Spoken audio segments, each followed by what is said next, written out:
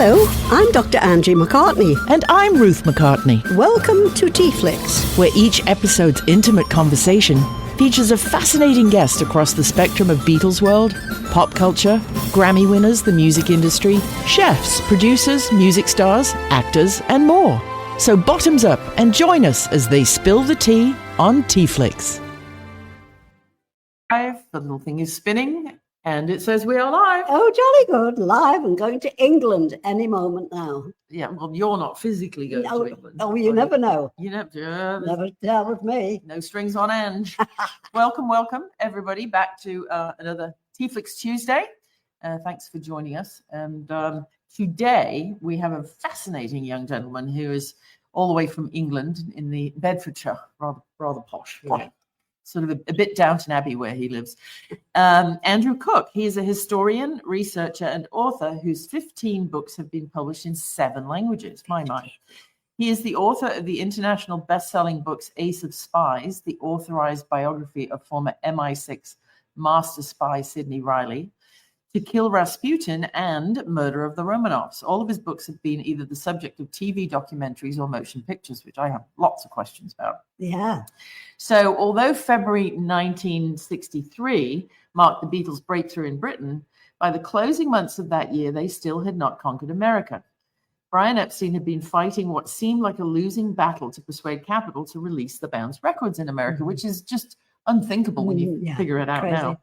How did a chance encounter in Denmark Street eventually force Capitol Records' hand? Well, we're about to find out from our master spy investigator, Andrew. When the Beatles eventually hit the big time in the US in February of 1964, both Epstein and Capitol executives obscured the true story about how this had happened. We're going to spill the tea here today. However, corporate and personal archives now reveal the reality and much more besides. The lid is also going to be lifted on the fact that Capitol viewed the British record industry as being 30 years behind the times, and this is 60 years ago, and set out to remix the UK master tapes and create distinct US albums. While Capitol's strategy made the Beatles rich beyond their wildest dreams, Brian Epstein is shown as often struggling to balance Capitol's commercial decisions against the Beatles' own demands. He was, once again, poor Brian, piggy in the middle. I know, yeah. This fabulous book, Capitol Gains, also explores Capitol's PR efforts to protect the Beatles' image as they get caught up in the whirlwind of worldwide success. So today's guest of TeaFlix Tuesday, which is, as you know, sponsored by Mrs. McCartney's Teas, welcome all the way from UK, Andrew Cook. Right. Hi, Andrew. Hello, madam. Nice to see you. You too. Absolutely. Nice to be seen. Good evening for you, isn't it? It is. Yeah. That's right. Yeah. Fabulous. So just going straight off the bat from my introduction. Yeah, what I was wondering, with your background and all your other types of books, what first drew you into the Capitol Records aspect of the Beatles? Sure. How did genealogy play a part in the genesis of this book? Sure, absolutely. Well, I think there's a couple of answers to that question. I mean, the first thing was that, almost from as far back as I can remember, and it must be about 7 or 8 years of age, I was a Beatles fan. And that was partly because my 2 cousins who were 10 years older than me were kind of growing up with that. So, I was sort of sitting next to them in the bedroom, listening to their records and everything. I suppose the other thing that people often ask me, which is kind of similar to what you've just asked, which is, look at the other things I've written. What the hell is the connection between those, Rasputin and the Beatles? I suppose the quick answer is there isn't one, but underneath the subliminal answer is that almost everything I've ever written has been as a result of finding new material, often things that have been locked away or hidden away or just, upstairs in people's lofts. People talk about archives, people talk about, going to the National Archives and this, that, and the other. Yeah, of course, they're very interesting places, and the kind of things you find there are incredible. But an awful lot of people remember things from back in the day. Sometimes they write them down or whatever.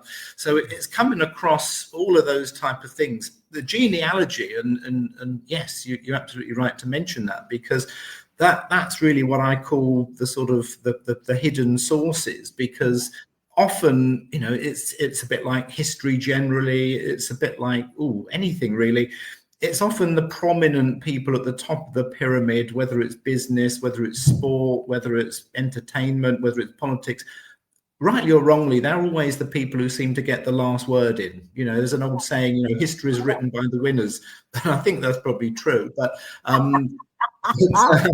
yeah, but I think the other thing, of course, is that when you speak and interview people who are perhaps, you know, a little bit further down the food chain, working for Capitol Records, for example, you know, they're much more likely to tell you the way it was, because they haven't really got an angle. They haven't got a self-interest. They're not selling a book. They're not doing, you know, they're not promoting themselves. They're just remembering it the way it was. And as I say, a lot of people, you know, mementos, they keep things that they pick up at work and all the rest of it. You should have seen my dad's box when, you know, when he retired. But yeah, all of those sources come together and produce a book like this, and produce a book like Rasputin. So whatever the subject, that's really how it gets put together, I think. Yeah.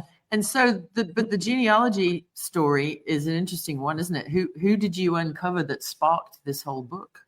Yeah, well, that was, again, you know, I wouldn't go so far as to say it was an accident, but it was a guy called Ray, and again, a friend of mine who is based in the States.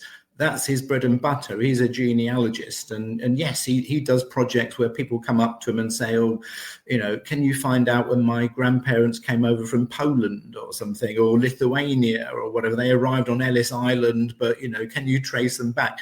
So yes, that's a lot of what he does. But also, and you'd know this better than most people, often in the States, you know, in court cases, when they're trying to trace a next of kin and all the rest of it, the court will actually often appoint a genealogist to work on behalf of the court, to trace back and make sure that the person in the will is the right person, or there aren't any other hidden claimants or anything like that. So he was just doing this very mundane job, or so he thought, in California, and, you know, he was going through the guy's paperwork and all the rest of it.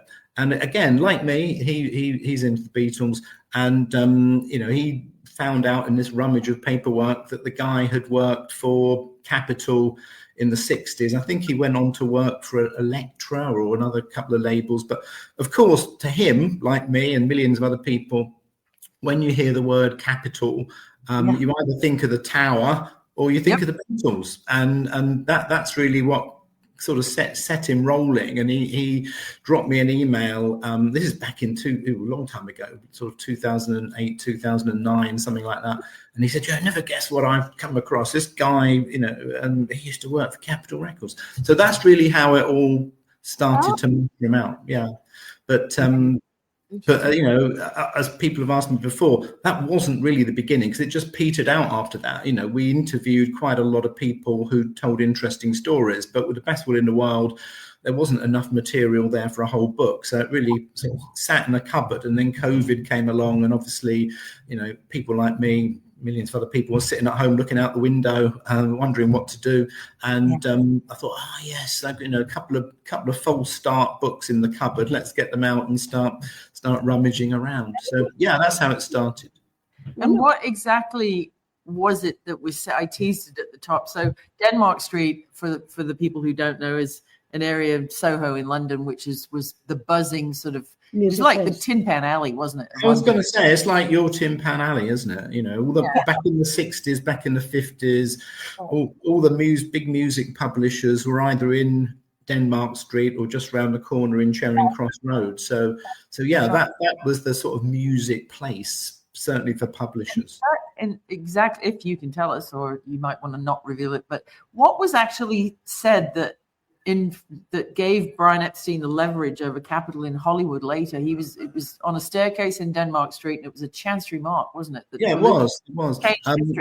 Yeah, there was a guy called Lionel Bart who was I have his autograph on a napkin. There we are. Yeah, I mean, he wrote Living Doll, didn't he? And Oliver, you know, you name it. He incredible number of things he wrote. So he was a prolific songwriter, and he knew Brian Epstein as well. And basically, he was a great raconteur. He had 1,000,001 stories. One day he was at his publisher's in Denmark Street, and there was a guy who was over from the States who worked for Leeds Music.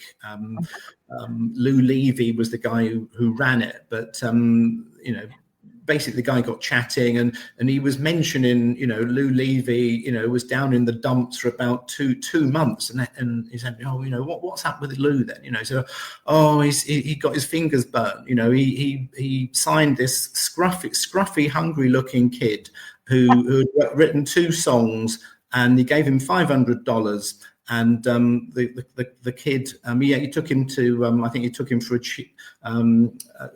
cheeseburger somewhere, I can't remember. But anyway, he called him the scruffy, hungry-looking kid. He had his first album out, and it bombed. I think they sold about a couple of 100 copies. And the people at the record company, Columbia, or CBS as we know it today, said, John Hammond, what was he thinking about signing that kid? What a waste of time and money. But in the end, he makes good on his second album, and everybody knows him today as Bob Dylan. But basically, Dylan was signed up by a manager not long after that. And the manager found him another publisher. I didn't know about the first publisher. And then once he signed the second publishing contract, Dylan allegedly says, okay, so how does this affect the first contract I've signed? And this guy goes ape. What do you mean? You signed the contract already? This invalidates the thing. So he said, look, I'll tell you what, I'll give you the money. You go down to this guy, Lou Levy, give him a hard luck story and see if he'd be willing to tear up the contract in return for the $500 back. Which he does. Levy is, thinks he's had a second bit of luck because, he lost the money as far as he saw, putting it on this 3-legged horse or something. And so he's happy with his $500. At least he's happy for about 3 months when a little folk group called Peter, Paul and Mary, I think, get to #1 with The Times They Are A-Changing, and then they get another hit as well, written by the same hungry kid.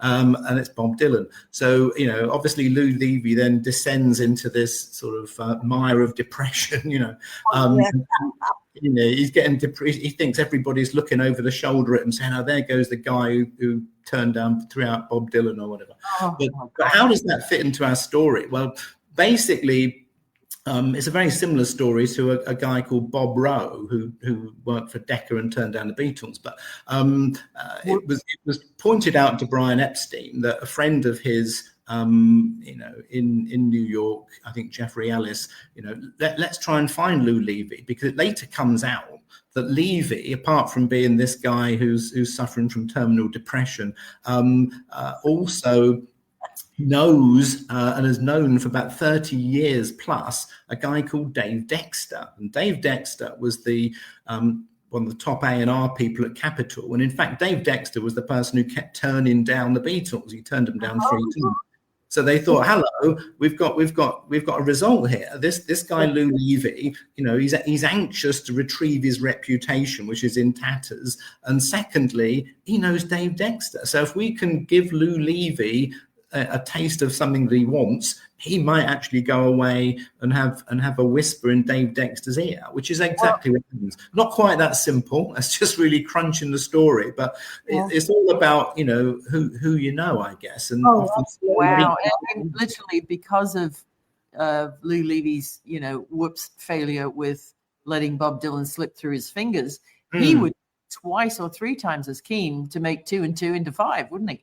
Well, you've got it, and that's really what happened to Bob Rowe in England. I mean, he got a real trashing reputation-wise for turning down the Beatles in early '62, and it's one of the reasons why he grabbed the Rolling Stones with open arms. He actually hated the sight of them and hated the sound of them even more. But they were the gateway to restoring his reputation. Or so he thought. And it's exactly the same with Lou Levy. He saw this as redemption time, and what was his reward? Well, they persuaded him into putting $40,000 on the table to say to Capitol, if you sign the Beatles, I'll pay for the promotion of I Want to Hold Your Hand, which was the first single that Capitol put That out. was a lot of money. A lot of money. $40,000. It's massive money these days. Yeah. And so what did he get back for it? Because obviously, like any good businessman, what's in it for me? Apart from a new reputation, but he was given the publishing rights for the single "I Want to Hold Your Hand," and he was also given the publishing rights for Lennon, McCartney, and Harrison songs in Southeast Asia for 5 years. And if you sort of roll the dice a bit further, later in '64. What we used to call American Decca, or Universal now, actually wanted to get into publishing. They were one of the big movie studios that didn't have a publishing company. So they went and they decided quite wisely to buy Leeds and Duchess Music. That's Lou Levy's company. Even today, allegedly, the figure that changed hands for is unknown, but it's allegedly the biggest purchase figure for a publishing company in music history. So old Lou Levy, he was a winner 3 times over as a result of doing everybody a good job. Yeah, fool me once, shame on me. All right, fool me once, shame on me. Fool me twice, really. I've screwed up. So he just wasn't going to do that, was he? No, and as I say, he's the man that nobody's ever really heard of in all of these kind of Beatles stories. But hey, I don't think he was the sort of guy who really wanted his name up in lights. He'd saved his reputation, built himself a new reputation, and become a multi-millionaire as a result of selling Lee's music. He becomes head, by the way, of Universal. So it's not like he's pensioned off. He becomes, the head of Universal. And what a great redemption story, though. Absolutely. Yeah. But I mean, I wasn't aware as a child that records were released differently in the States. And Andrew's reading your fabulous book. Yeah, well, F.L. Moore's record shop was where you discovered the Beatles, wasn't it? The records, yeah. As I say, I probably discovered the Beatles in my cousin's upstairs bedroom. But in terms of the actual records themselves, because I mean, again, at 6 or 7, I shouldn't really say this, but I couldn't tell the difference between the Beatles and Dave Clark and the Monkees when I was 6. But edit that out of the interview. But no, I'm only kidding.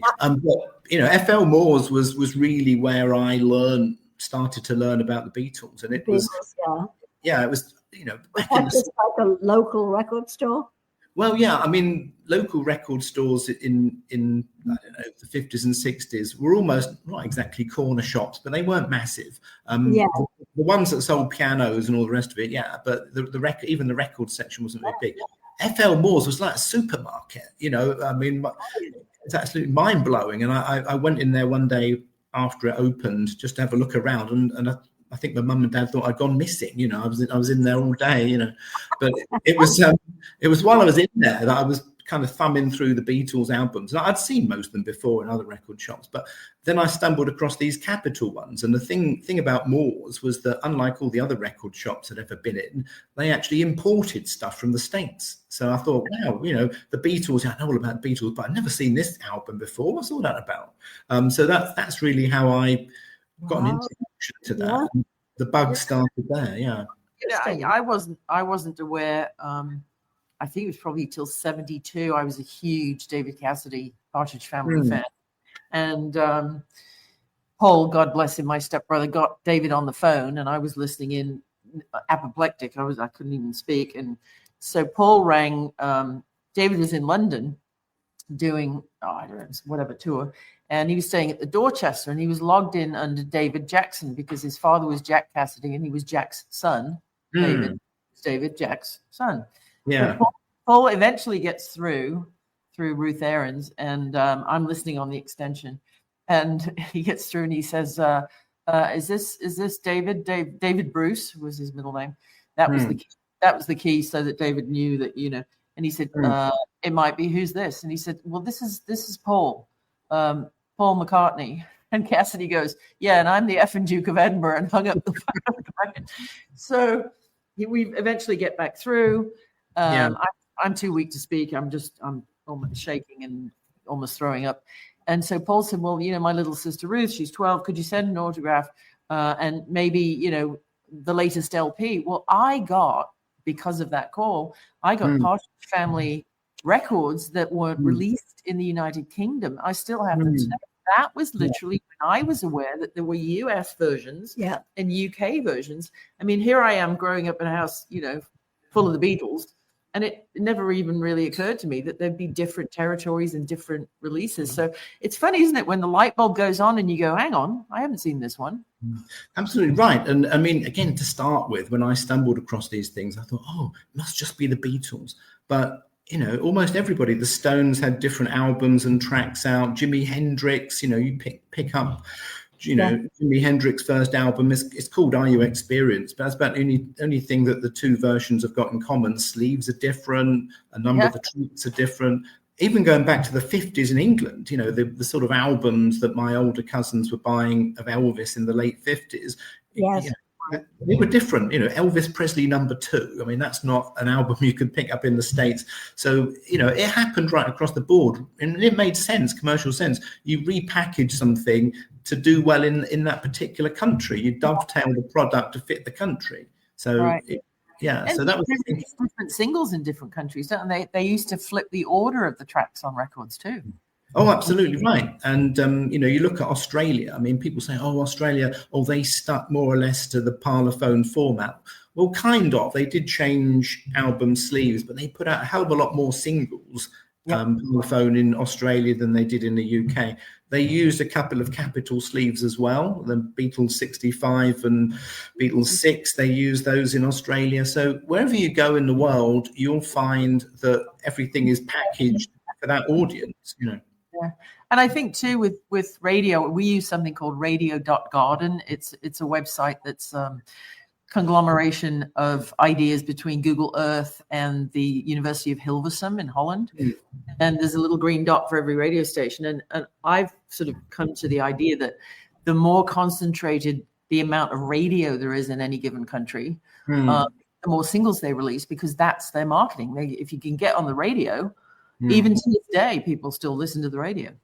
Absolutely. And you've made a good point there, because radio was one of the massive differences between America and Britain in the 60s. Okay, pirate radio. But I mean, that only kicked in 64, after Beatles went to the States.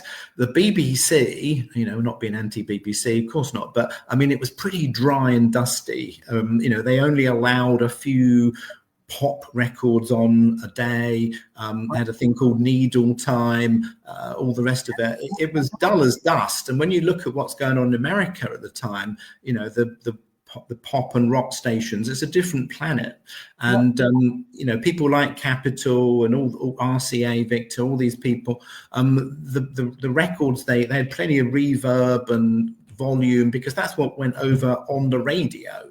So that's another reason why they were slightly remixed in America, to give them that sort of in-your-face, loud, echoey sort of radio feel, because that's how the record sold. Get it played on the radio. Well, and also the size of the country. When you think back, England's fairly small, and you've got Auntie Beeb, and you have to have a license. And if you want a television or a radio, you're going to be listening to the propaganda that they put on, Radio 1. I think it was Radio 1, 2, and 3 and 4. That was it. But nobody listened to 3 and 4 was all classical, right? That's radio. It. Yeah. That's a home service, which we now call Radio 4. I don't know how many people listen to that. Probably about 5 or 6. I'm not sure. But and then you had what they called the third service, which was classical, which is now Radio 3. Then there was the light service, which is now Radio 2. And of course, Radio 1 didn't exist until 1967. That was sort of pop and rock stuff. So it's like two different universes, not two different planets. But so as a band coming up, the challenge for Brian would have been, you've got to get on to the light program on BBC 2. But if you're playing all of this rock and roll, well, good luck with that. And so, and also you think about the size of America and the amount of time people spend in their cars, which is where you consume most radio. Of course, it was going to explode here, because it takes 3 days to drive from one side, 4 days to drive from one side of the country to the other. People didn't have cell phones, so of course the radio towers are going to go up. That's it, and that was the key. Marianne's just saying this is the nitty gritty of the music business. Great stuff. Thanks, Marianne. There's so much goes on behind the scenes that the average consumer doesn't think about it. It's like No. when you walk into a restaurant and sit down and the plate's put in front of you, you don't think about where it all came from and what it took to get it there. And it's the same with the music business. So in your book, Capital Gains, it draws on corporate and personal archives. What was the most revealing document or memo or fact that you found, and how does it change the reader's understanding of how Capitol Records sort of finally said yes to Lou Levy? Sure. That's a difficult question. I think there were so many documents and things I found. I mean, Dave Dexter, the guy, who effectively was their producer in America and eventually decided to sign them. He wrote down almost everything. I mean, I wouldn't go so far as to say he wrote down what he had for breakfast every day, but I mean, he recorded everything he was going through his head when he's producing these records.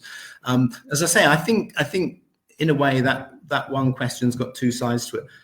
In terms of document, I think the other, full of myths, I think, these stories. And I always say that, history of music is no different to the Romans or the Saxons or the Battle of Hastings. History is history. History is history.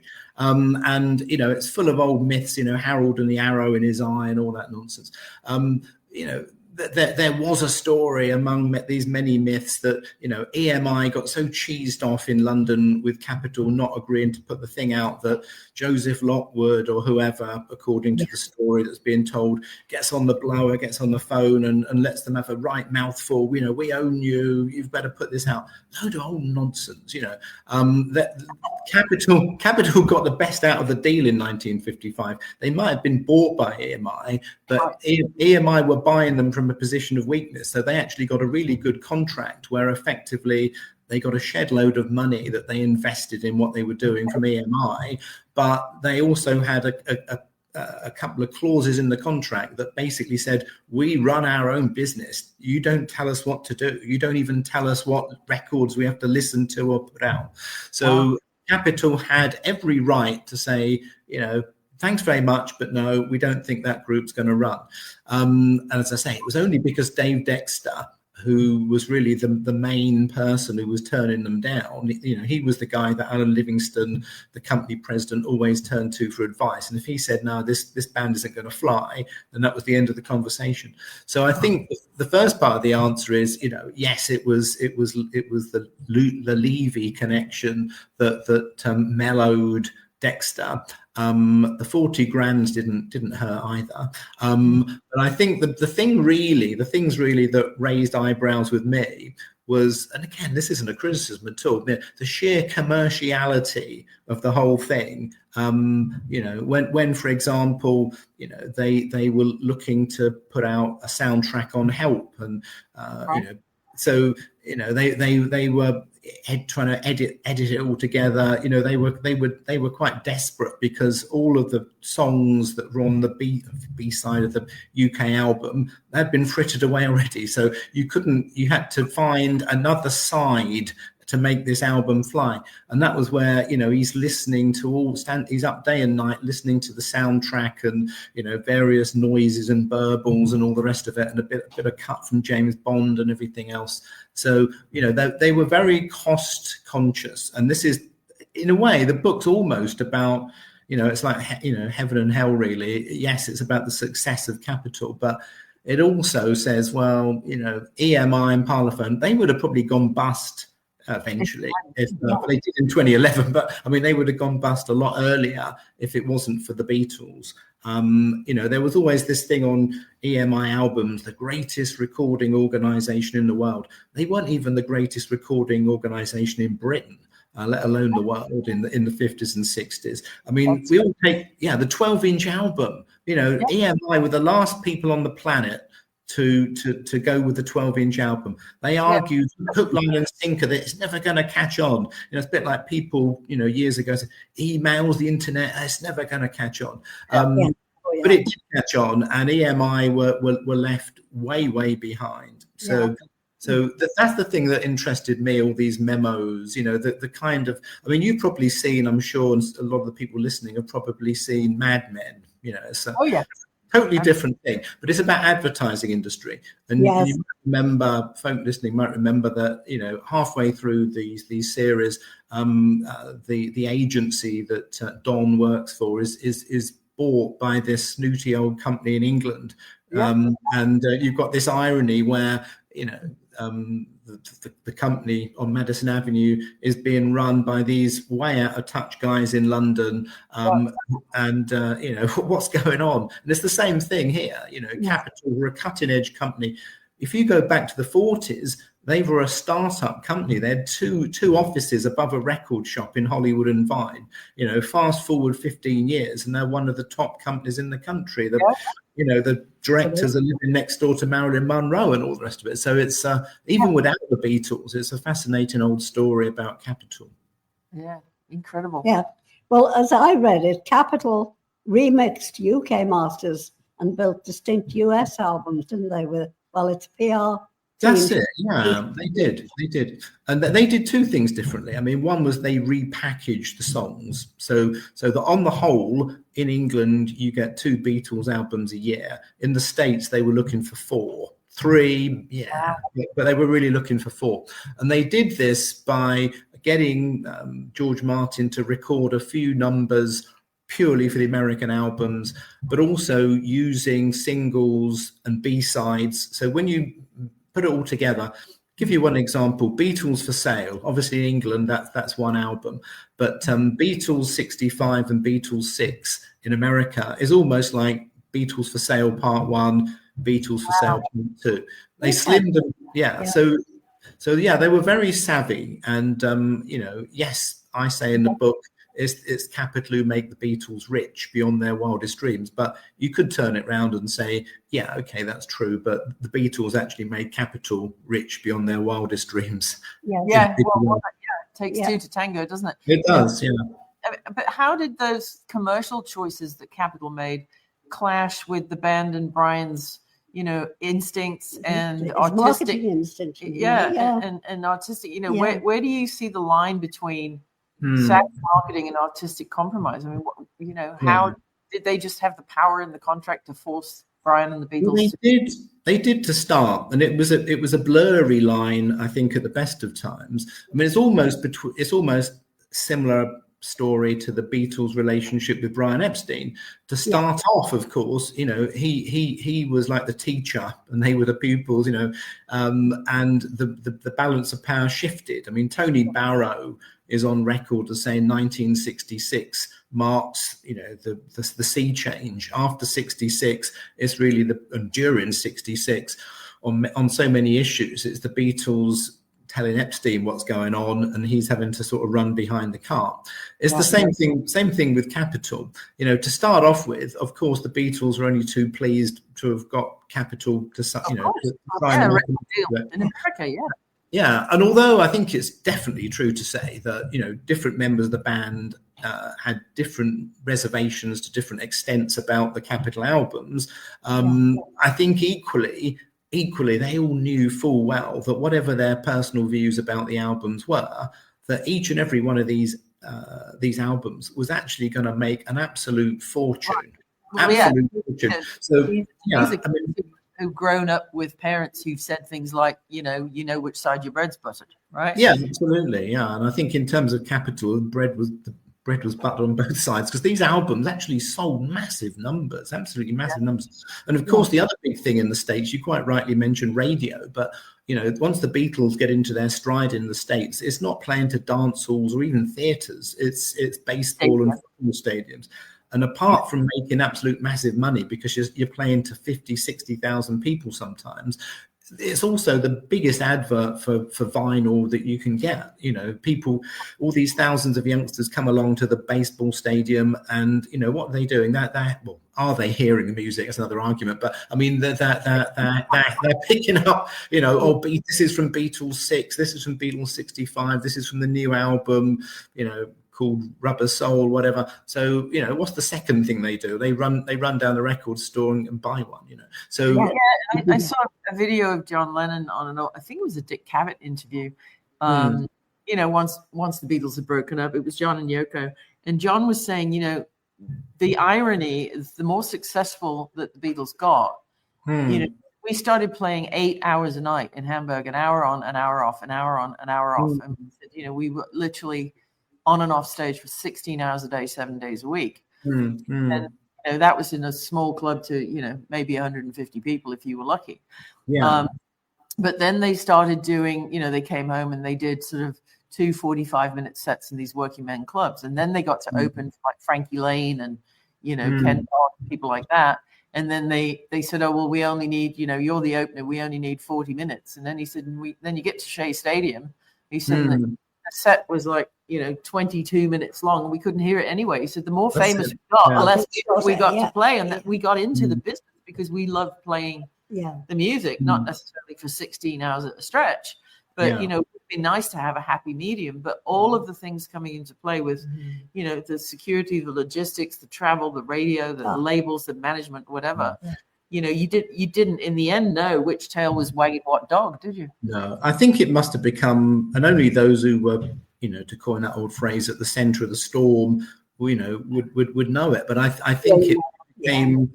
within 2.5 years, it went from heaven to hell, and it was really something that, you know, they found very difficult to cope with by the time you got to the end of, say, 65, early 66. So whilst it made massive money, Taurian made massive money, you know, it was a great advert for the records.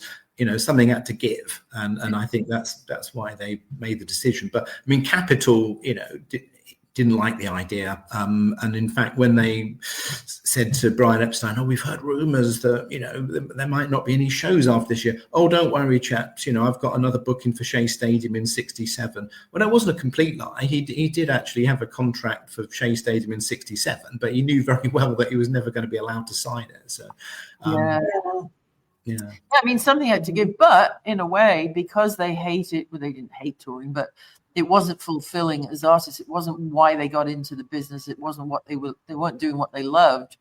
But had it not been for the rigors of all of that, they wouldn't have then done a 180 and gone into the studio and created, you know, the White Album and the Sgt. Pepper and all of that.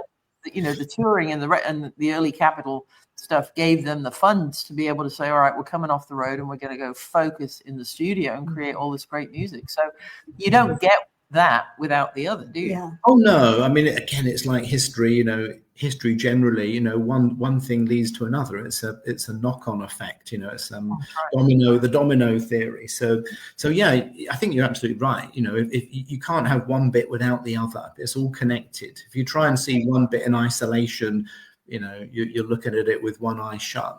Everything follows on. It's like our lives, isn't it? You know, I mean, if you take out a part of your life, then the rest of it isn't going to be the same. So I think that, yeah, you're right. That's what happened. I tell you what, I wanted to ask you about the year 1963. Figures a lot, doesn't it, in your book? That was the year that was. How do you see that pivotal year shaping both Britain's cultural mood, and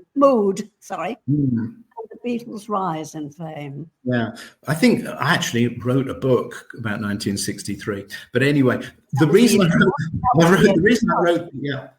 wrote the book was that, to me, and I just about remember 63. I remember the terrible winter of 63, and my dad took me for a walk on a lake and said, remember this, because you're never ever in your lifetime going to be walking on a lake again. And he was right. But 63, I mean, people talk about the 60s, they talk about the 50s. These are kind of really lazy generalities, because, you know, the first 3 years of the 60s, 60, 61, 62, had a lot more in common with the 50s. The 60s don't really start until, you know, 1963, in the same way that arguably the 1950s didn't start until about 1954. Before that, it was again 50, 51, 52. It was more like the 1940s. Oh, yeah. There was rationing until 53, whatever. Yep. So I think a lot of things, an awful lot of things happen in 63. It's almost like a decade crunched down into 1 year. So, you know, we'd be here for several days if we talked about 1963. But I think, yes, you know, it is the watershed. You know, not just because of the Beatles, but because of 100 Profumo, all these other things that happened in 63. It really jump starts the 1960s.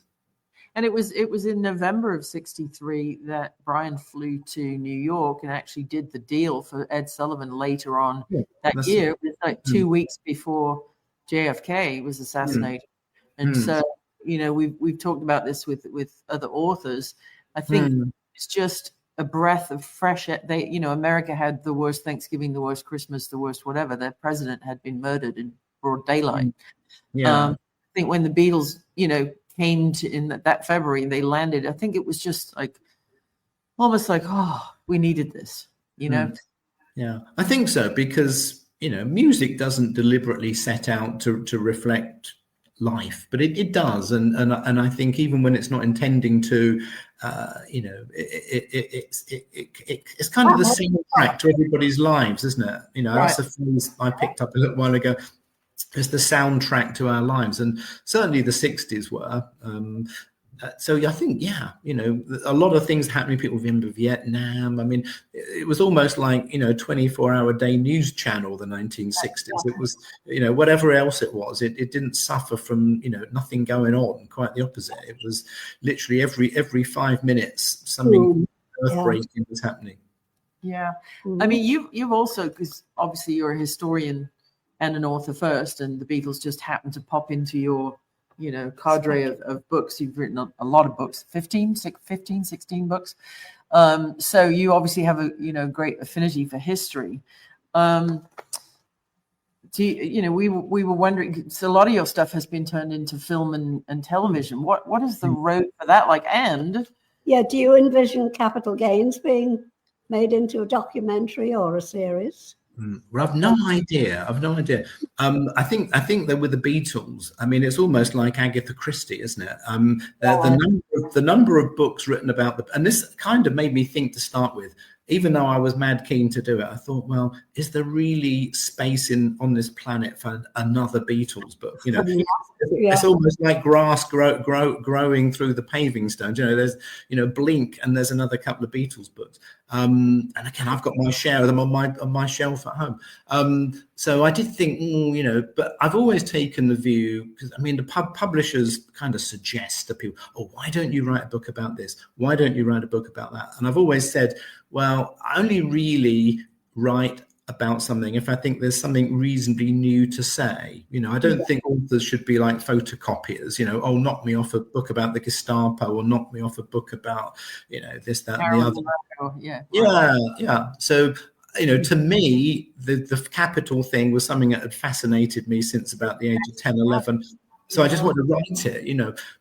Whether it would ever be made a documentary, I don't know. Because I say one thing, the world is not. We've got a lot of shortages in the world, but we haven't got a shortage of Beatles on the TV, even many years later.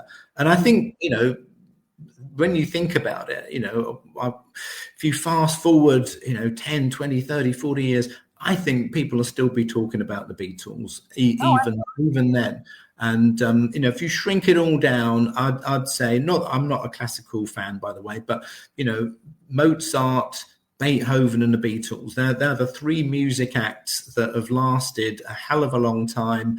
And I think they'll roll on. I think they'll all roll, those three acts will all roll on into the future decades. I hope you're right. No, absolutely. And, you know, we've got, I don't know, a few hundred Beatles books. And I would like to also, I'm sure he's watching somewhere, John Bazzini, who put us together. Buzz is just an incredible collector. Yeah. I mean, he's got a definitive collection of but he doesn't collect first, he collects last. When we put out Angie's book that I illustrated, I did all the digital painting. It's called There Are Faces I Remember.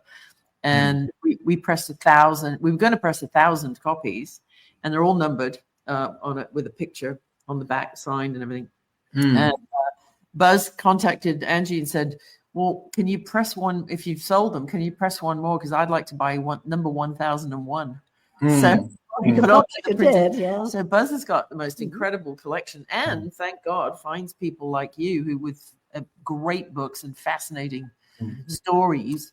So thanks to him for that. But if you could spend an afternoon interviewing one person from Beatles history, not necessarily the band members themselves, it was past or present, who might that be? Who do you think? You ask really tough questions. I know, Really tough questions. Oh my word. I think it would probably be Brian Epstein, I think, to be honest. But there's so many, you could answer that question 10 times over, couldn't you, with so many people who were flies on the wall. I think Brian Epstein is the most obvious answer, but I think if I had a second choice, it would probably be somebody who was like a fly on the wall, because often it's the flies on the wall who, are just that. They're there watching and listening, not necessarily taking part, but yeah. Professor Kenneth Womack's just written a fabulous book about Mal Evans. I've read that. It's a good book. Yeah. But, it's like and as much as I thought I knew Mal, that book taught me an awful lot that I didn't. Yeah. Oh, there's always the story behind the story, which I think for somebody like you who's rooted in history all the way from the Romanovs to the when you wrote your first book, I suppose you just, as a writer, you don't know the arc, you don't know what's coming next. You probably never thought, I'll be writing from Romanovs to the Beatles, right? Well, I didn't even think I'd be writing at all. I mean, the first book really just started off where I was at a few weeks off, and I was, you might remember it, I don't know if it's on in the States, but there was a series called Reilly, Ace of Spies, starring Sam Neill, who's the guy who made it in Jurassic Park. I think that was his big break. But before he did Jurassic Park, he played Sidney Reilly. Yeah. So I read a book about Sidney Reilly, or read two books actually, and they were both, it sounded like both about two different people. I thought, which one is true and which one isn't? Turned out neither of them were really true. But I started to just poke around and do a little bit of research. And I was, as I tend to do even today, I mean, if you could see my house, my floor is often spread with paper, because I just chuck it all on the floor and put it in piles. And my sister said, cool, you've got enough paper there to write a book. I thought, there's an idea. So, that's how it started. But I never ever thought I'd do more than one. But there we are. That's another sort of thought. But yeah, you just go with the flow, I think. And I'm just somebody who's once I'm curious about certain things, and then when I find there's a load of paperwork on it buried away somewhere, then I start knocking on the door and making a nuisance of myself in the nicest possible way. But like the Great Train Robbery, I mean, I remember reading about that as a kid, and we used to live not far from where the Great Train Robbery happened, so my parents were always talking about it. And I often used to think, maybe somewhere, hundreds of miles away on some beach is a guy who got away with the Great Train Robbery, drinking his pina colada or something. And I never thought that, 20, 30 years later, I'd actually, be thumbing through a bunch of paperwork that gave the names of these 4 guys who did sort of walk between the raindrops and get totally away with it. So between the raindrops, I like that. I like that. Yeah. Ronnie Biggs is one of the names that rings a bell with me. He is, but again, he was probably, he came into the gang at the very last minute and arguably played a very, very tiny role in it. And I think that's why a lot of the other people in the gang were just a little bit peeved over the years, because Ronnie Biggs was getting all the publicity. And again, as you say, whenever people mention Great Train Robbery, Ronnie Biggs, Ronnie Biggs, the first so name. Them off no end, that whenever people mentioned it was Ronnie Biggs who got all the chat on the limelight, whereas really he was just like a walk-on part in the last 5 minutes kind of thing. If that's funny, because as a kid, the impression I had was when we first got color TV in 1969, one of the things I remember watching was him strolling down a beach in Brazil or Argentina or somewhere with a big gold chain and 2 dusky maidens in bikinis. And he was the big man on campus. So he definitely managed to make a name for himself out of that brand. And he also got to make I think a couple of records with the Sex Pistols as well, from memory of 1976, didn't he? But yeah, I mean, it's another lesson in the sense that things ain't always what they seem, I think. No. But yeah, he made a name and a reputation for himself over many years. Yeah. But as I say, actually, he was a very tiny cog in the engine. But that is the way the public perceive things, I think. That's right. Yeah. Well, looking back, the 60s were certainly, there were a lot of memorable cover of Time magazine headlines, as I like to call them. And ending with, the man walking on the moon. We met Buzz Aldrin once upon a time at a British American Chamber of Commerce deal, and he was very gracious and took pictures with us all. And I said to him, I said, so must be really frustrating being the first man on the moon, but having to say you were the second man on the moon. And he looked at me, and I said, well, okay, who was holding the camera when Neil Armstrong came down the steps?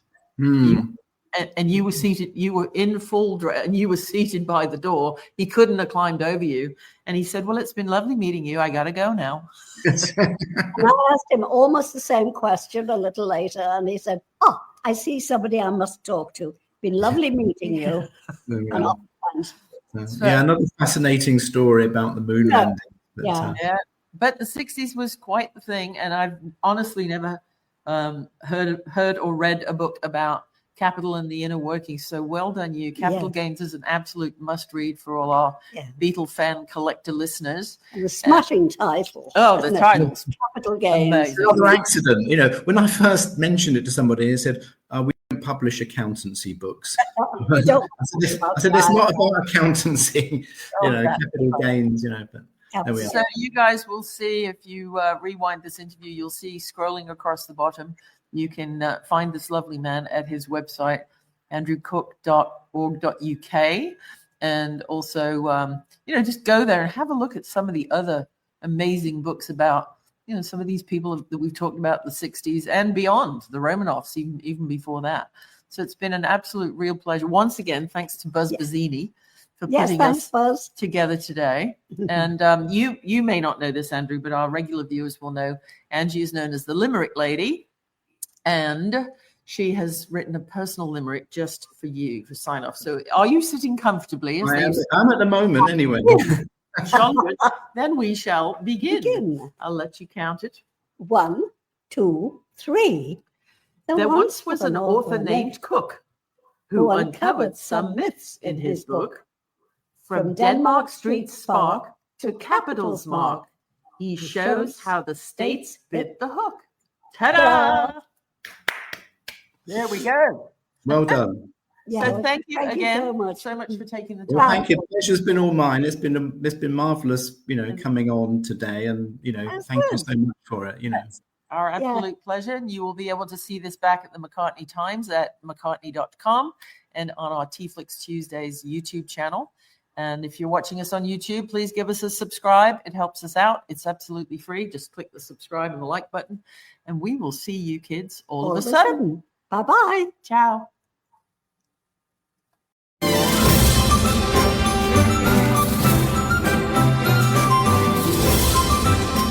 Thanks for tuning in to TeaFlix, and check out Dr. Angie's books, Organic Teas and CBD at mrsmccartneysteas.com. Toodle pip.